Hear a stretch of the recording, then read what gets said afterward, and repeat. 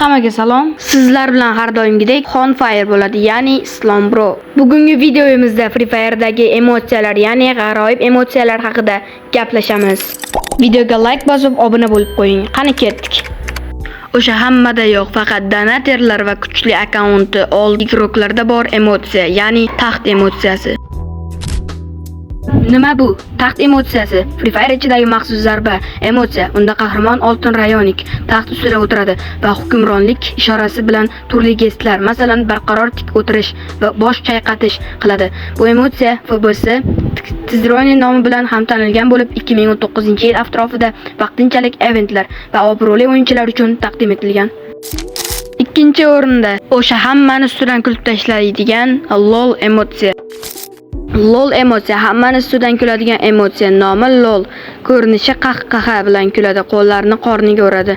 Ta'sirot masxara, ustidan kulish, mashhurligi troll qilish, dushmanni kamsitish uchun ishlatiladi. Qayerdan olinadi? Battle Pass, event yoki Magic Cube orqali ba'zida beriladi.